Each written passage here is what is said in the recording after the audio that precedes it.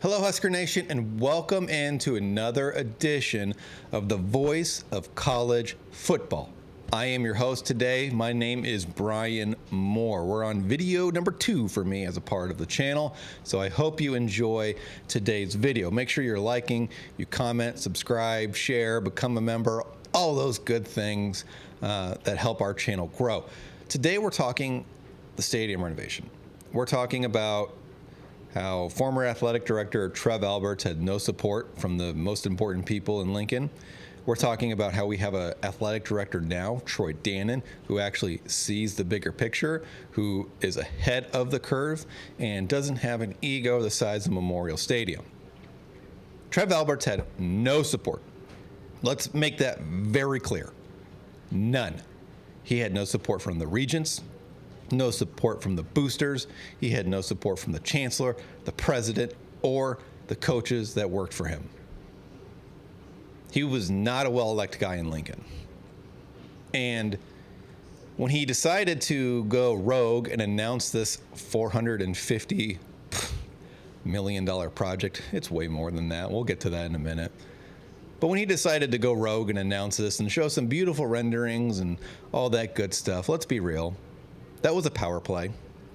That was him thinking he could throw his weight around and force the regents and force the boosters and the chancellor, et cetera, to throw their weight behind him and support him. Well, he lied about how much it's going to cost, so that's for starters. And then all those important people called his bluff. So I don't know why he did it, thinking that he was like above everybody else. Clearly, you're not, Trev, and you're finding that out at Texas A&M because no one gives a crap who you are down there. He said this project was going to cost $450 million. I said we'd get to that in a second. Well, now we're getting to it. He's flat out lying. That doesn't include any finishings. That includes bare bones, like how much it would cost. Let's be clear, it's probably double that. I'd say on the low end, you're looking at a $700 to $750 million renovation. I'd say on the high end, you're looking at $900 million. This is a lot of money. I mean, this is the cost of a new stadium almost. And I understand you want to keep Memorial beautiful and it's an iconic stadium and you want to make sure that it lasts another 150 years. I get that. But keep in mind, he said at 450. Well, Penn State just announced their renovation to the tune of $700 million, and it's probably more than that. The Chiefs announced their renovation plans, which they're still trying to get approval for. But if they go ahead with it, you're looking at $800 million. So the Chiefs Stadium is very similar to Nebraska's in terms of capacity. They're at about 75, 78,000. Nebraska is probably at about 85 to 88. So it's a little bigger at Memorial Stadium. But their project's going to cost $800 million. And Trev was trying to convince us that this would cost $450. Get the hell out of here. Zero chance. Zero chance. It was a stupid decision. Let's just get that out of the way. His decision to announce this was completely stupid. It was fueled by a large ego that thought he was bigger than he was. And that's why when they called his bluff, he quickly about-faced and went south to Texas A&M. Troy Dannen came in. And a lot of people initially thought, like, he was at Washington for, 6 weeks. Like, oh, man, this guy might not be that great. Like, he just started a job and left already. But Troy Dannen is really starting to find a groove. I am a huge fan, and he did the right thing by delaying the project. Keep in mind, okay, he already said in his interview with a local station in Nebraska, he already said before you start that project, there is $100 to $200 million in general maintenance. That has to be completed first and foremost. The same people that you just asked for money to build your new weight room, your locker rooms, etc., your new weight, all that stuff, right? That costed $150+ million. When Trev announced this new stadium project, That project wasn't even finished yet. So now you have to continue to raise money for that project and the stadium project. You have to go ask these same people to spend another $400+ million, allegedly. And let's be honest here, guys and gals.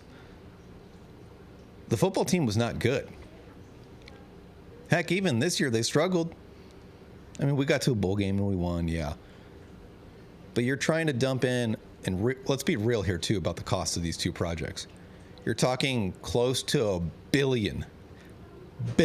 Billion like B. $1 billion on two projects for a football program who, after this year, went to their first bowl game in like a decade. You can't do that. You have to start winning first. These people will give you the money when you're winning. But if you're sitting there going, yeah, guys, we need another $900 million from you guys for another project. And they're going to say, well, you know, you won 5 games or 6 games every year. Like, we need to see some progress on the field before we start shoveling money over to you guys. And hopefully, and I think so, with Matt Rule, we're going to see that.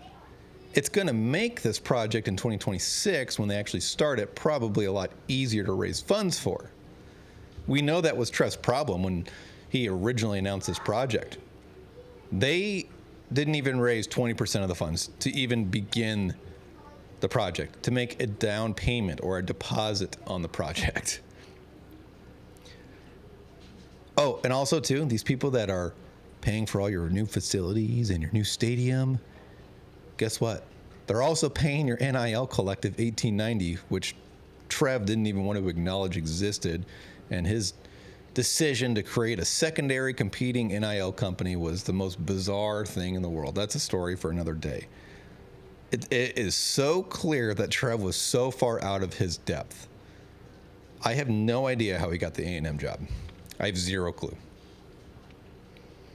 But those people are also paying your NIL collective. So you're talking $15 million there, you're talking $150 million for a stadium project, and you're talking 500, 600, 700 at minimum for this other project for the stadium. It's just not reasonable to ask these people for that kind of money. And you never sell out of your own pocket.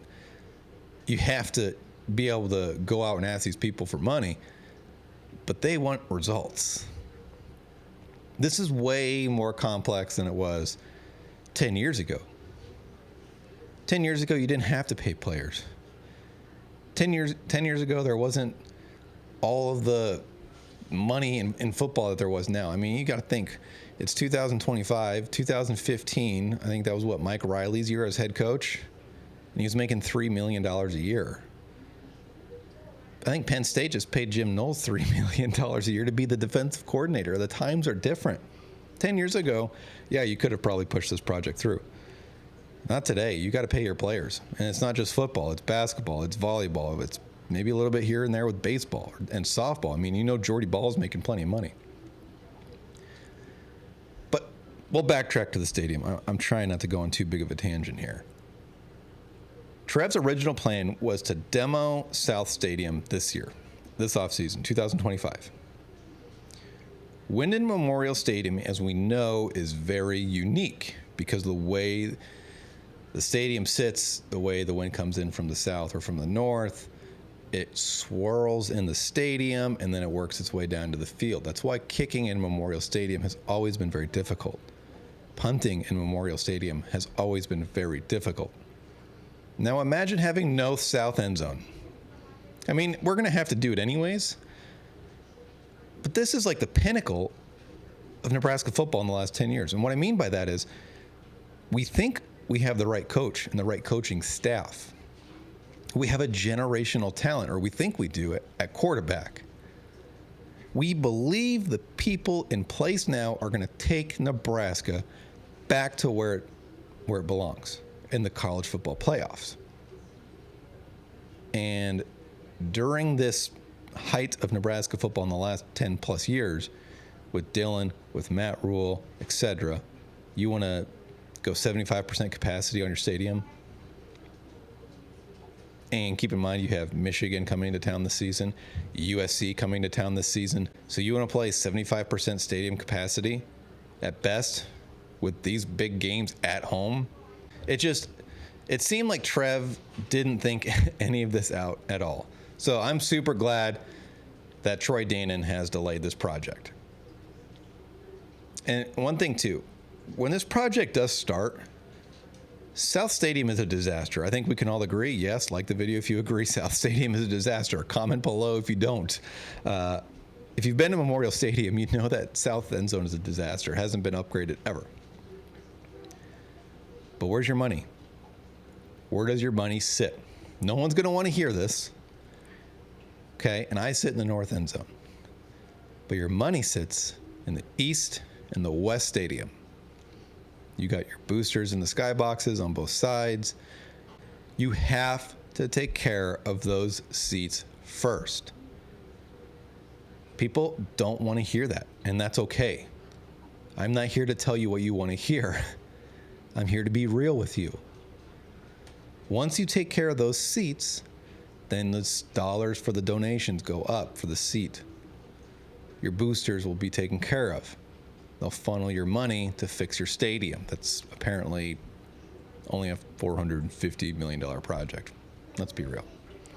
It's $900 million probably. So I know people don't 100% agree that East and West need to be taken care of, but I understand why it needs to be taken care of. We need to look at this rationally, not emotionally. Emotionally, I'm like, that's a dumb decision. You need to blow up South End Zone first. It's the worst part of the stadium. But realistically or rationally, East and West, they have to be taken care of first. They're going to give you a ton of money when you're ready to blow up South End Zone. That should start in 2026, according to Troy Dannen. It's going to take a long time to fix it. I don't think 2 years, but maybe they can get it done in 2 years. I don't know. They took 5 years to build a 150,000 square foot facility. But that'll at least give you time to get the donations rolling in from your boosters. And if you start winning, it's going to be a lot easier to go to these millionaires and these billionaires and say, hey, I know you just gave us hundreds of thousands of dollars for our last project, and I need a couple 100,000 more for this project. The Board of Regents meeting is in June. So according to Troy Dannen, that is when we should expect to hear some news. Let me know your thoughts down in the comments below. Make sure you like, comment, subscribe, share it on Facebook, share it on X or Twitter or whatever you want to call it. Become a member. We've got big things in store. Thank you for joining me and have a great weekend.